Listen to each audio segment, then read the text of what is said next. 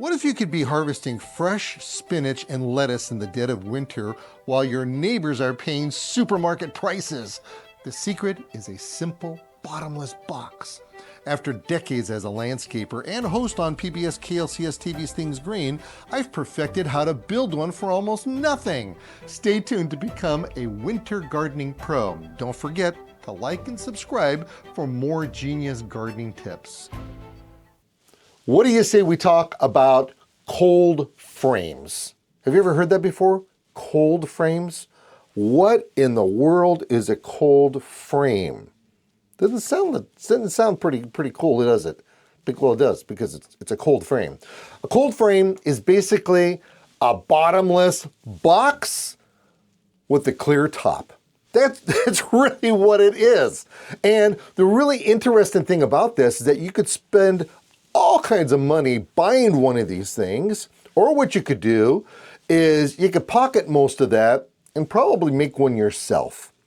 Now, cold frames typically are not made out of cardboard boxes because cardboard boxes are going to break down with the weather.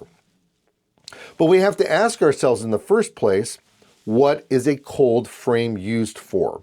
Well, if you want to grow vegetables during the winter or colder months, shall we say, then a cold frame is actually kind of a cool thing because you're going to end up harvesting when it's 20 degrees outside and everybody else is going to the store or freezing and and you have these fresh vegetables. So what are the kind of things that can you grow? Well, there's a bunch of cool season plants. There's things like spinach, there's lettuce, there's arugula, there's even kale. You know, really, does anybody like kale? Okay, sure, it's loaded with all kinds of stuff, but if it tastes that horrible, do you really want to eat it? Actually, you know how I like my kale? I like to take the kale and I'll salt it, I'll pepper it, and then I take it and I'll dry it. Make it almost kind of like chips. Yeah, that's actually not too bad. Okay, let's continue on over here. So what about this bottomless box? Well, if you got scrap wood laying around, that definitely works. You would need maybe some plastic sheeting. If you don't have any plastic sheeting, you can use like some old windows. Go on Craigslist or someplace or neighborhood or whatever those sites are to where they have free stuff that they're giving away and anybody has any free windows, you can go with that. Now the idea is that you do need 4 sides that are solid and the top is clear. It can't be solid because what you're really doing is kind of making an itty bitty greenhouse is what you're doing. And we also have to be careful that when we're making this itty bitty greenhouse, we do need to pay attention to our plants because we don't want them to fry inside this bottomless box. Now, why is it a bottomless box, you may ask? Well, that's because the bottom of the box is going to be sitting right on top of your soil. Now, mind you, you don't have to put this in a planter bed or in the ground. If you have the sides that are big enough, you could put this over containers. That's kind of big to do that. I got to tell you, because you know when you have a 1-inch size gallon, not a 1-inch size, when you have a 1 gallon size container, you're going to have to build the sides up quite a bit.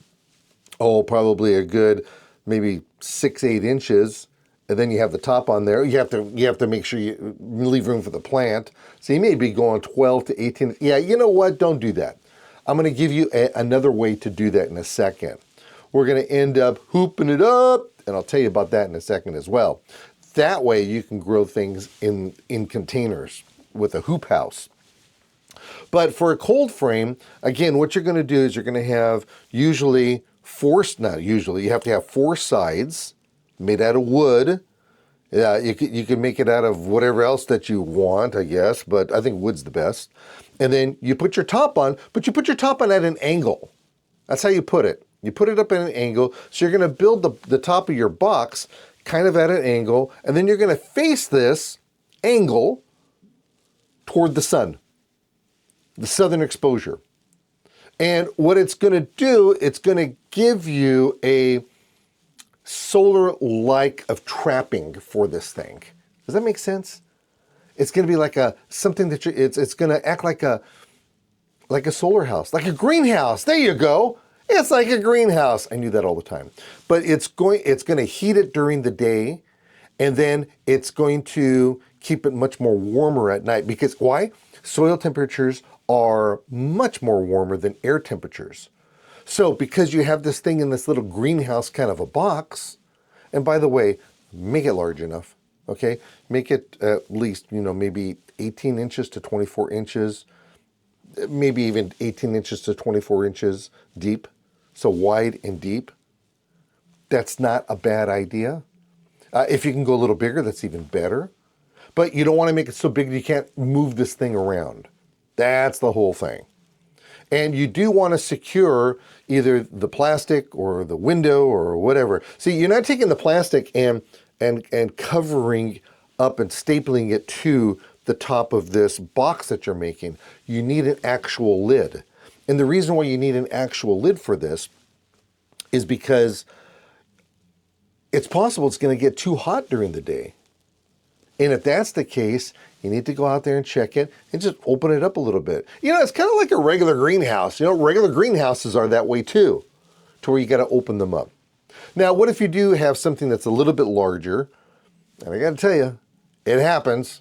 You got something bigger. Maybe you have a planter bed that's maybe 3 or 4 feet wide and could be about 6, 8, 10 feet deep, or vice versa, however you want to consider that, and you have your plants growing in there. Then you want to use a hoop house. And a hoop house is kind of doing the same thing, except you're taking maybe PVC pipe and you're bending PVC pipe over this thing, securing it at both ends, and then you take plastic and you put your plastic sheeting right over it. The thicker the plastic, the better, by the way. And then that right there is creating a very inexpensive and cheap greenhouse.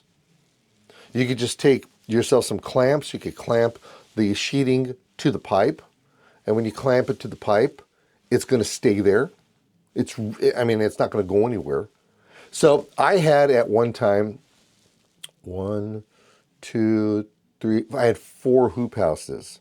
And I made them so that I can actually walk in. A lot of people don't do that. If you're going to make a portable hoop house, very, very, very possible to do as well. You just got to make sure that it's secure so that you can pick it up and the sheeting doesn't go flying anywhere. The way that I did it is that I had my hoop house, I put a whole bunch of clamps on it, and then on the ends I made it so that there were doors so that I can open up. And it ended up being 6 feet in the center. Of course, my planter beds were 4 feet wide, so there was plenty of room to roam around inside of it. But that's, that actually costs you a whole lot of money. But these little boxes that we're talking about, these cold frames, they are the cat's meow because they're so easy to make. They're so easy to store once you're done with them. You can actually use them, for instance, when you're going to start seeds for spring. You could take these things and instead of starting your seeds indoors or even worrying about having a greenhouse, you can have this and you can put your little trays in there, and then you can put the box right over it, because why? It's a bottomless box. You put it right over it. Let me tell you, it works out really well. So that's kind of how I would do this. That's what I would do with a cold frame. That's what I would do with a hoop house. It just makes a lot of sense to do this. And it's very inexpensive. Don't go spending a lot of money. And then as you start getting involved in this whole process, chances are you're going to spend a lot of money, because that's what gardening is all about. You've heard that saying before, right? It takes $60 to grow $10 of tomatoes. That's kind of what we're doing right here. All right. Thank you very much.